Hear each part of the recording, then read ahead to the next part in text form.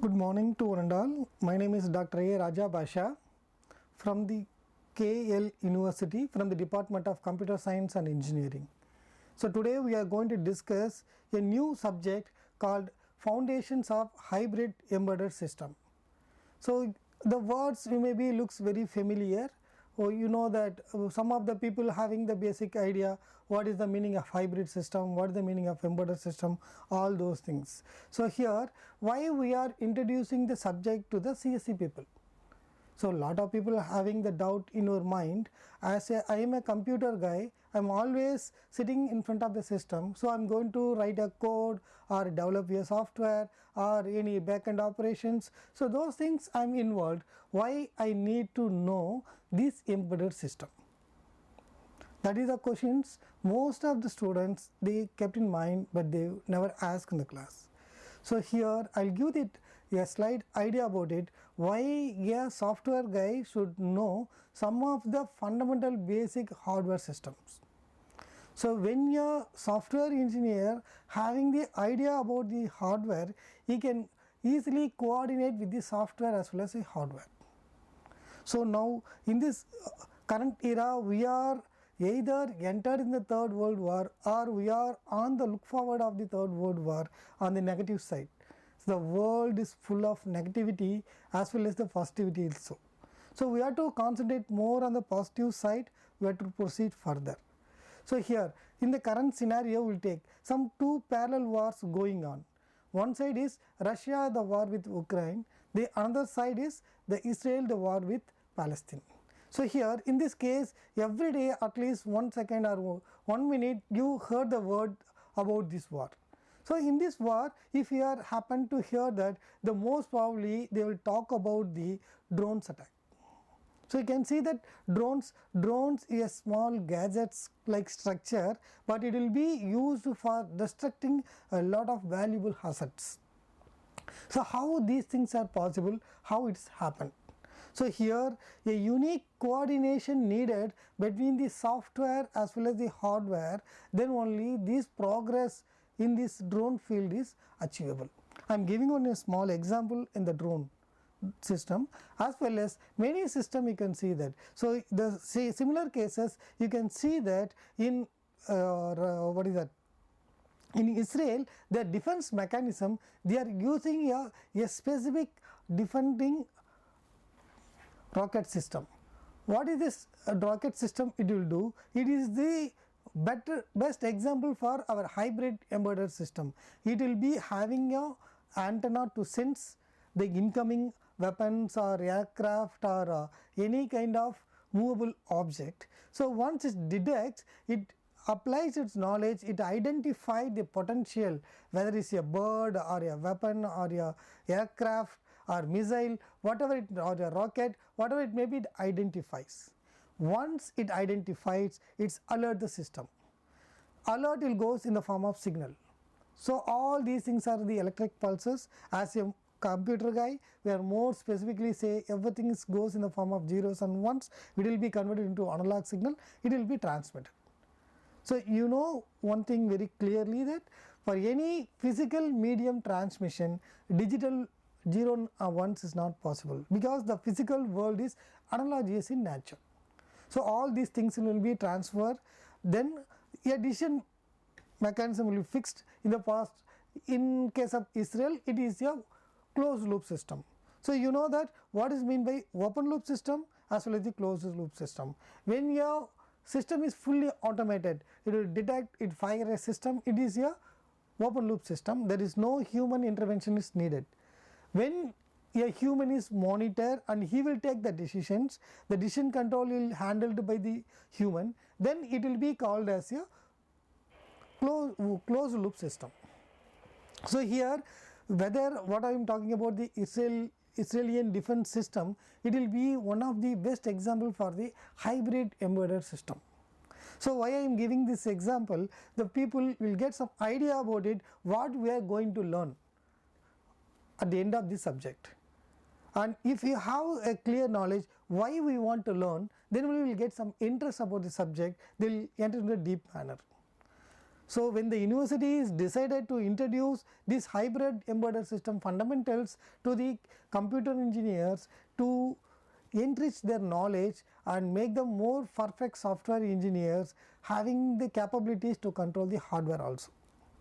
So for free requests about this subject, you should have certain knowledge about the microprocessor and microcontrollers. As a quick view, I'll just go through the syllabus, how it is framed, then I'll come up with the fundamental basics. The first thing is how I designed the syllabus, foundations of hybrid embedded system. The syllabus, how it has been designed, it will be taken into 4 parts.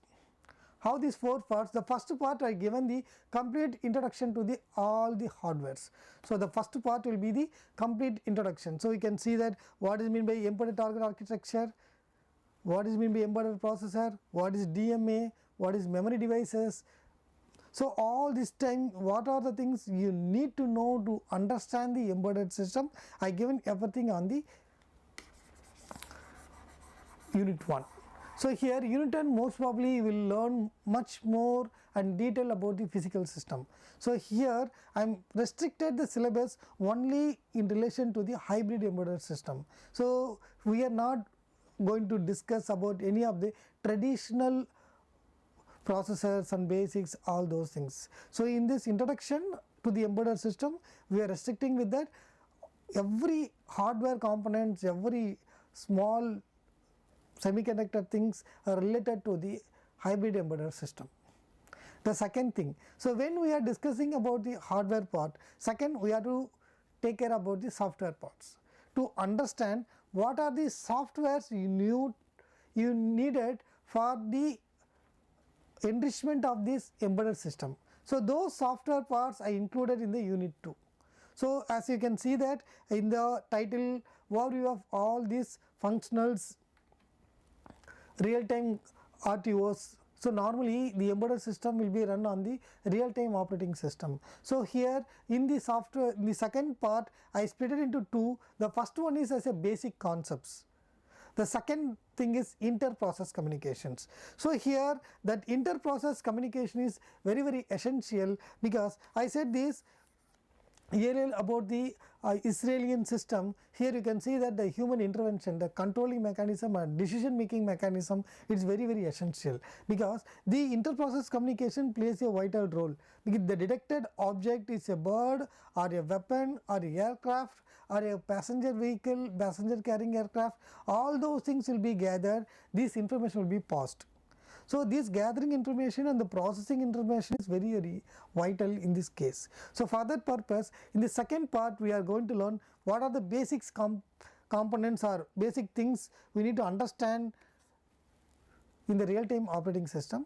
The second part, how these communication, that means the message is passed from the sensing to the control section. So inter-process communications. So here we are going to learn the first part, we are learning about the hardware things. The second part we are going to learn about the software things, and the third part we are going to learn about protocols. So here why I kept the protocols on the third part, a person should understand a software hardware is not alone sufficient to handle any system. The person should also have the knowledge about how we can able to communicate between this hardware and the software. That is essential one. So for that purpose we discussing all the basic hardware needed for the hybrid embedded system in the first part, all the software need on the second part. In the third part, the communication needs, protocols or standards, what kind of things, all those things we have put together in the part 3. So here basically we are going to see what are different standards are there for communications. Then we can discussing about the sensor components, what are the sensors will be involved specifically. So here we are only seeing in the basic sensors. So once you can understand the basic sensor, then you can learn much more about the sensing components. And third thing here will be looking for the data acquisition systems. So data acquisition systems, you know that where in the sensing part the sensors will sense the signal, how these sensed signals will be moved on to the next level, how it will be passed over things. So those things, how we can able to collect So we can simply call this a big data concept. How we can able to collect these sensory data, how we can store, how we can analyze, how we can take a decisions, all those things we can able to discuss under the data acquisition system. So here I am restricted only with related to the RTOs. The reason is we are studying only the hybrid embedded system.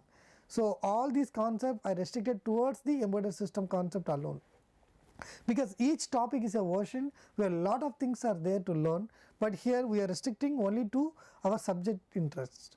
And finally, in this part 3 we are discussing about the different activators, that means switchings, how we can able to, because activator switching is very essential to control the hardware components. The software we are giving the instruction only the electrical pulses signals in the form of zeros and ones, how these things will be helpful to control the hardware components. So those some basic concepts I introduced on the processor based digital controllers for switching and activators. So these all we are going to discuss about in unit 3, that means part 3 of this subject. And finally this subject will be ended up with the continuation of data acquisition, because the data acquisition here in the part 3 we are discussing the data acquisition only related to the initial stage, how from the sensors how data will be extracted, from the sensing unit how data will be extracted, that alone we will discussing here in the part 3. So this data acquisition continuation we are doing it on the part 4. In this part 4 we are dealing with how this data will be acquired, how we can able to monitor, based on this how decision will be taken, the taken decision how will be passed to the other system. So all these details we are discussing about part 4. And after that we are everything data acquisition we discuss, how outage will be managed, and the decision support system and subsequent automation. So all those things are put together in the part 4. So by going through part 1, part 2, part 3 and part 4, here even though the student does not have any basic idea about the hardware components, he can at least gain some knowledge in the embedded system. So from that he can able to capable of design a own hardware components. That is the agenda behind it. So for that purpose we are given the mini project at the end of this subject. So this is the complete structure of the subject. So here we are going to learn one by one.